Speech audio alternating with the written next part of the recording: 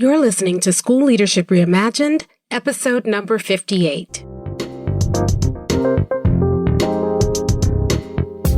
Welcome to the School Leadership Reimagined podcast, where we rethink what's possible to transform your school.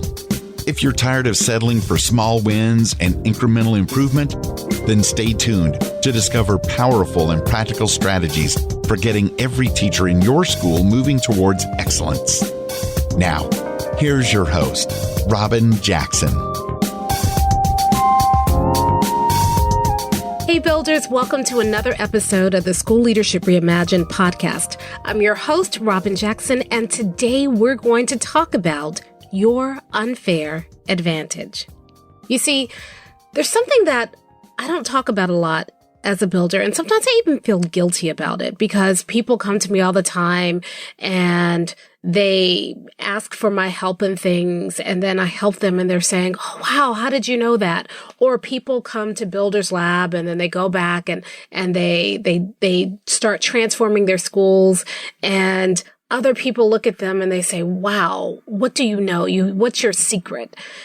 And sometimes I feel guilty about people giving me credit or people even giving other builders credit because there is no real secret. What they're talking about is the unfair advantage that you have when you're a builder. And here's what I mean by an unfair advantage. If you look in the business world, they're always talking about finding your unfair advantage. And it's really about doing something that can't be copied by your competitors, something that sets you apart. But what many of you don't realize is that when you approach your job like a builder, you automatically have an unfair advantage. It's not some special talent only possessed by a blessed few.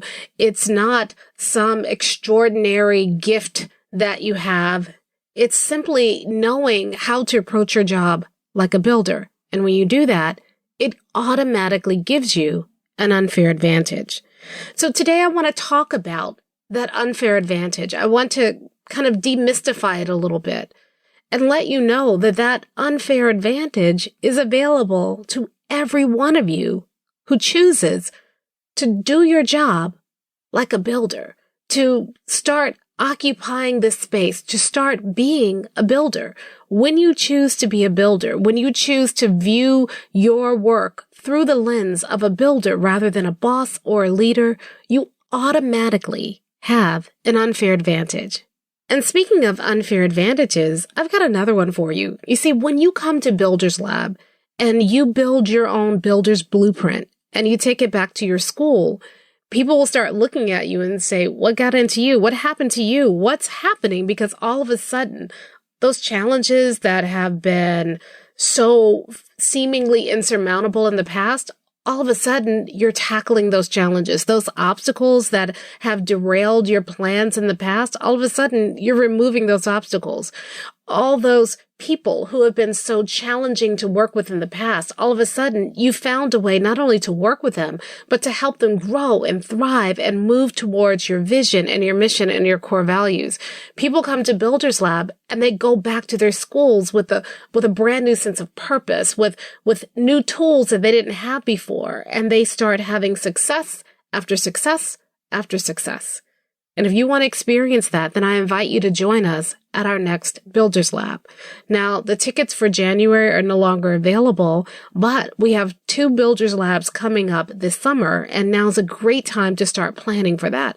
In fact, one of the things I like about the summer Builders Labs is that you can bring your entire team. So there are 2 Builders Labs coming up this summer, one at the end of June and the other one in July, and you can go to mindstepsinc.com/builders-lab to get your tickets now for one of our upcoming Builders Labs. Again, that's mindstepsinc.com/builders-lab. All right, let's talk about this unfair advantage. What do I mean by an unfair advantage? You see, a lot of times the way that we've been trained to lead in schools, whether that's as an administrator or as an instructional coach, or even in the district office, the way we've been trained to lead, well, it yields kind of uneven results. And here's what I mean by that. A lot of the leadership skills that we've been given, we've been taught that those skills will help us to be successful in our jobs. And sometimes they work. In ideal situations, they work. But when situations are less than ideal, a lot of those tools that we were told were going to be fail-safe fail us. Or a lot of those tools that we were taught, this is the way you do things, don't work. In certain situations, they don't work with certain kinds of people. And so what ends up happening is that when we apply those tools and they work, great, everybody's excited. And when they don't work, we're left scrambling for another solution. And it can be so frustrating because, again, none of us came to this job, this work, because we wanted to fail. We came because we care about kids. We care about education. We want to make the world a better place. We want to make a difference in the lives of our students. And so when those tools fail us, or when they don't work as well as they were represented to us, then it can be very, not only frustrating, but a little demoralizing, because we often blame ourselves. We think, well, maybe I don't have what it takes, or maybe I'm not cut out for this kind of work. Or we blame other people. They're lazy. They don't care about kids. They're unproductive. Either way, at the end of the day, we're not seeing the results we want to see.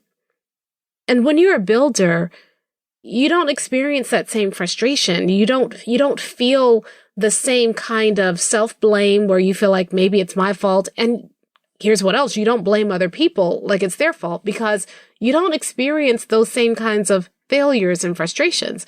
As a builder, that's not even a part of your vocabulary anymore, because you know how to deal with people. You know that if one thing doesn't work, you have 5 more things that you can try to make it work. When you hit an obstacle, you turn that obstacle into an opportunity. When you encounter a person who's being very resistant, you understand how to diagnose a will problem and separate it from a skill problem, and you know the right approach to take. Instead of being frustrated by your challenges, you're energized by them, because once you understand the challenge, you have the solution. You know how to solve it.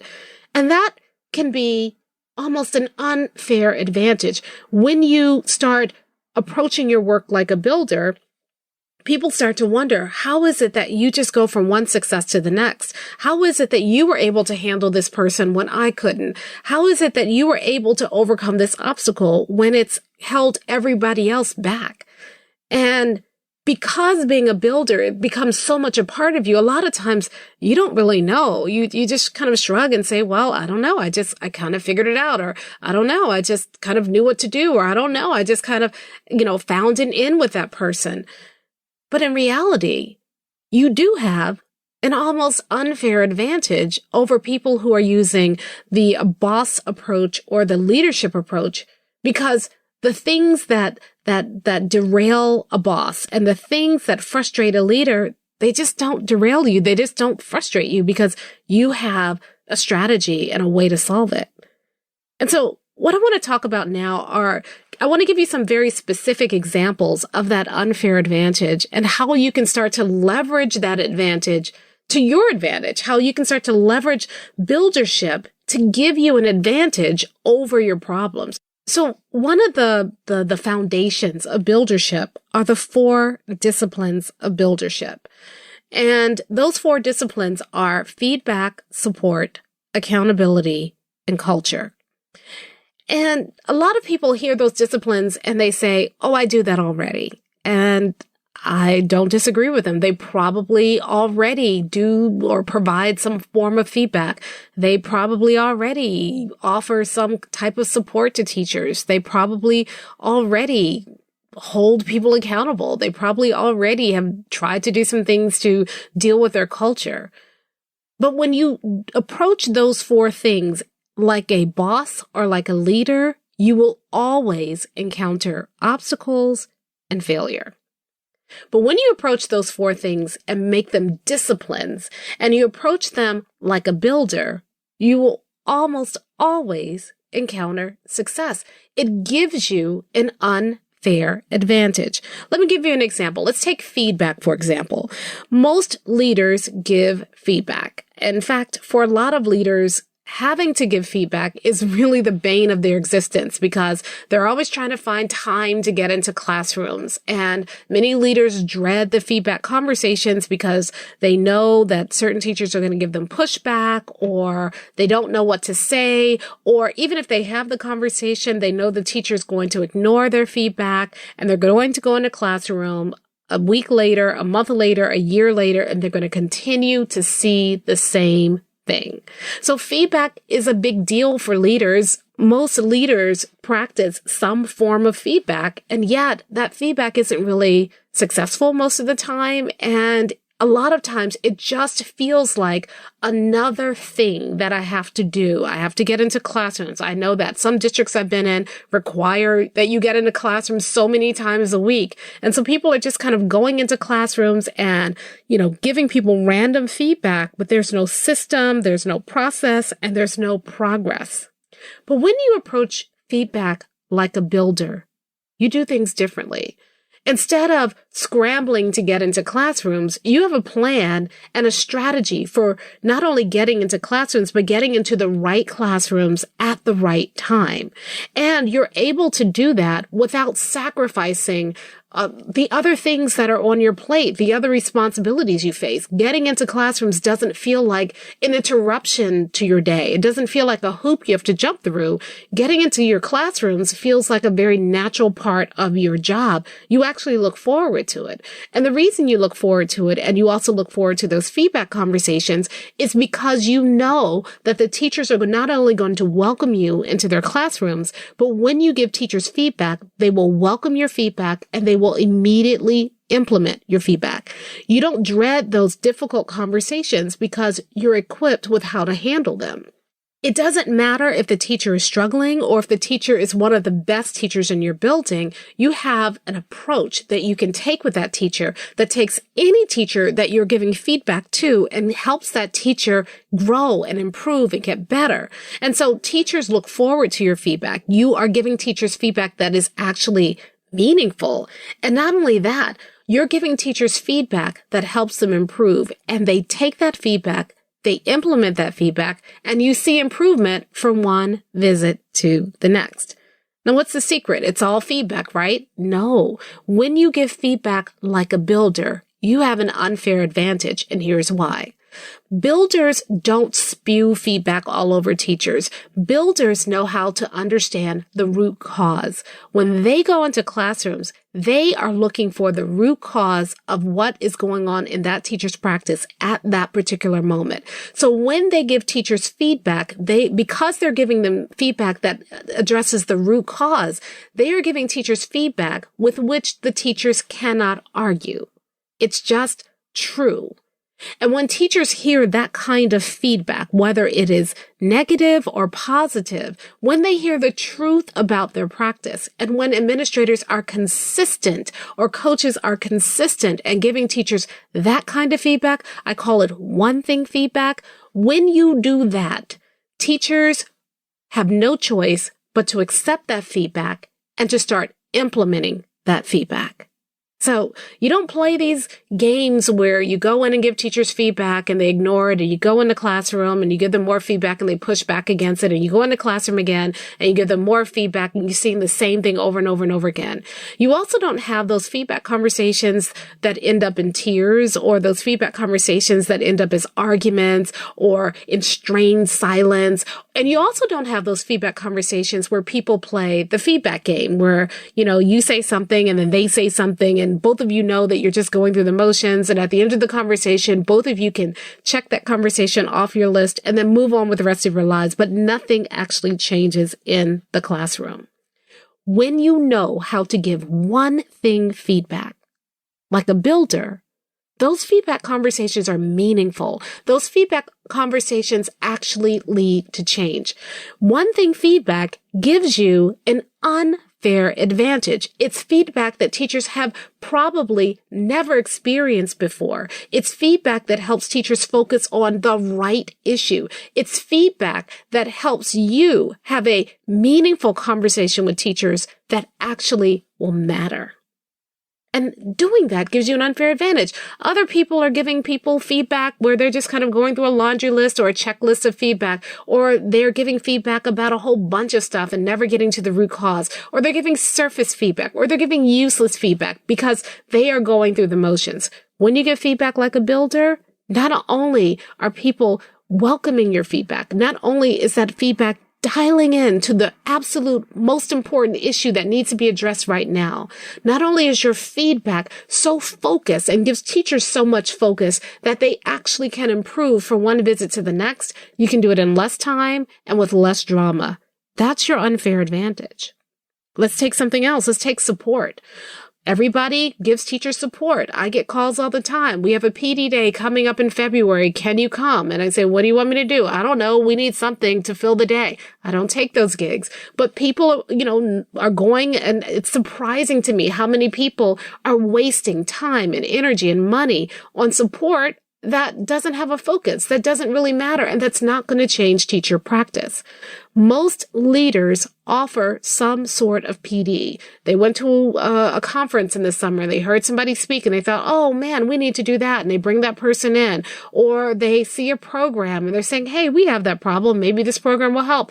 And they provide the support. They even provide personalized support. I can't tell you how many coaches and administrators have told me that they're working with a struggling teacher. They give the teacher resources. They even go in the classroom and demonstrate how they want that teacher to teach, and it's still not working. But here's the unfair advantage builders have. Builders don't give them random support. They're not just throwing spaghetti against the wall and seeing what sticks. Their support is strategic. Their support is designed to help teachers move from where they are to where they need to be, and it's done in a systematic way. Support is not ad hoc with builders. In fact, builders know how to give support in a way that will help every single teacher in their building grow at least one level in one domain in 1 year or less. That's the goal of the support. So one of the things that we teach at Builders Lab is we show you how to develop an entire support plan that's differentiated, that's developmental for teachers, and that's designed to help every single teacher in your building grow at least one level in at least one domain in 1 year or less.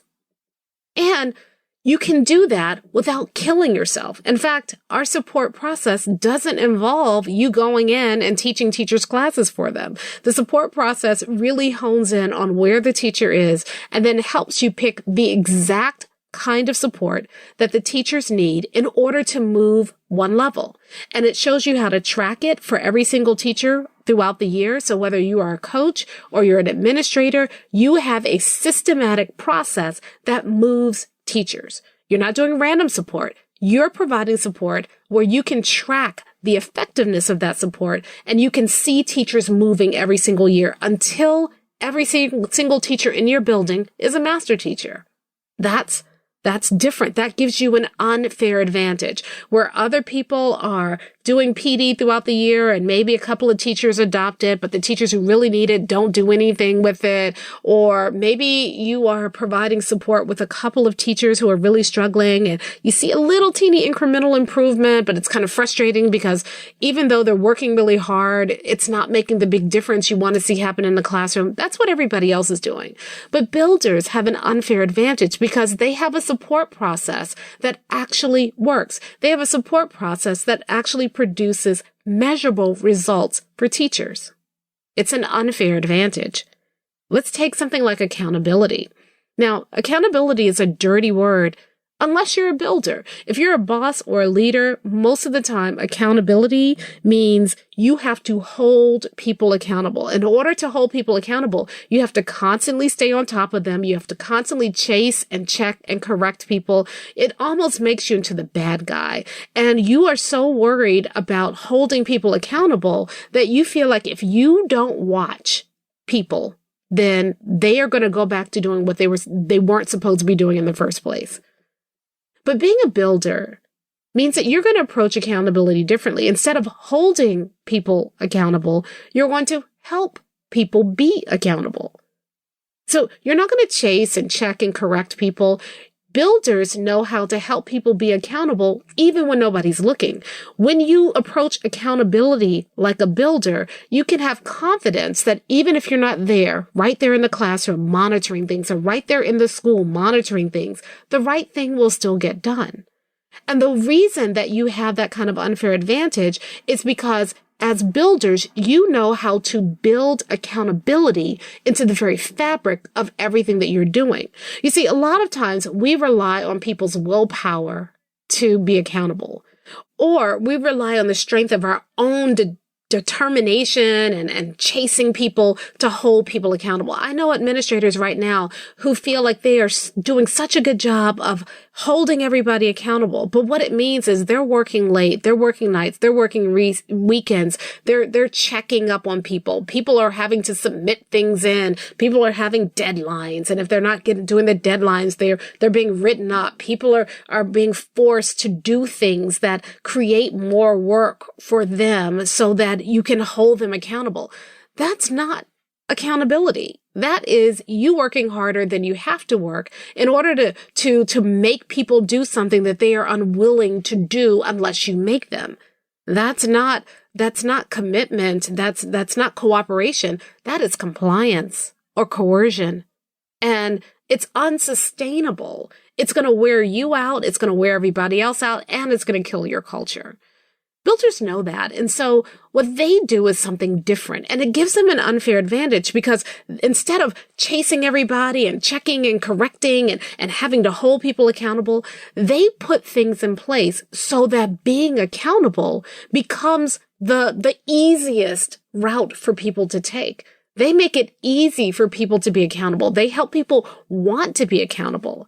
And so while your colleagues are bemoaning how people aren't doing what they need to do, and while your colleagues are creating other things to kind of make people do the right thing, as a builder, you have an unfair advantage because you don't have to make anybody do anything. They want to do the right thing because you have built accountability into your culture. Now, one of the things we do at Builders Lab is we show you how to do that. We show you how to weave it into your very culture.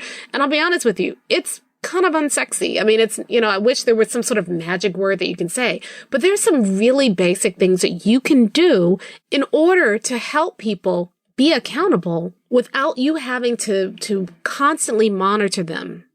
And when you do that, you free yourself up to do other work that's way more important. And you keep yourself from playing the bad guy all the time.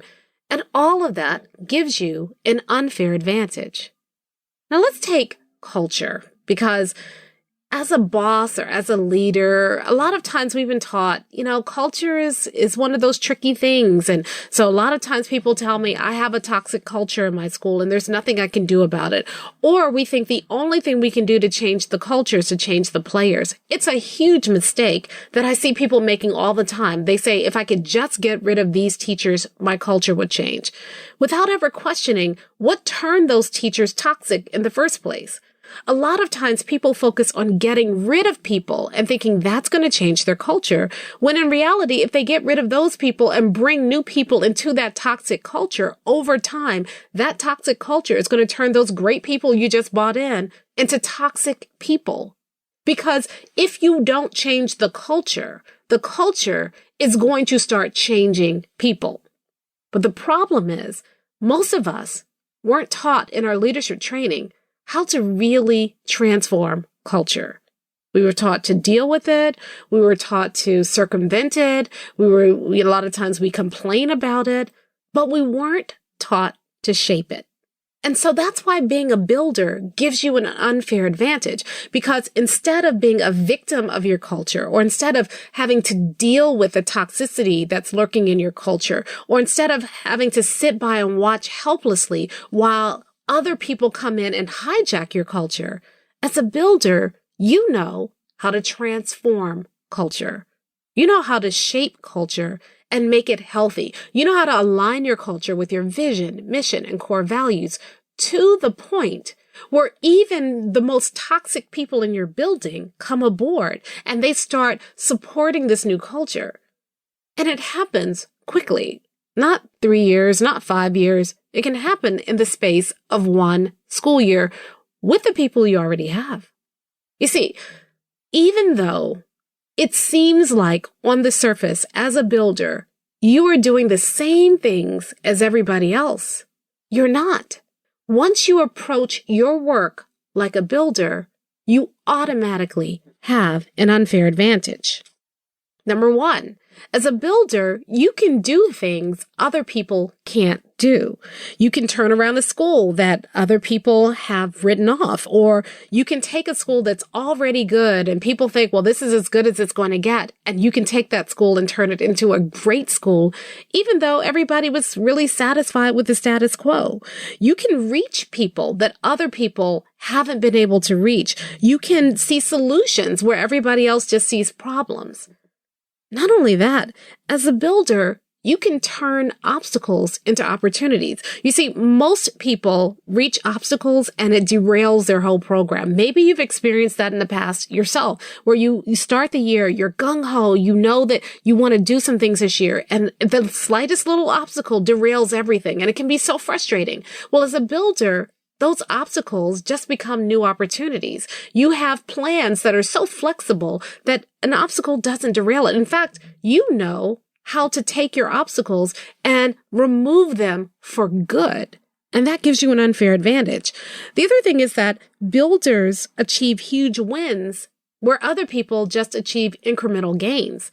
You know, a lot of people get really proud because they move their test scores by 3%, 5%, 10% even.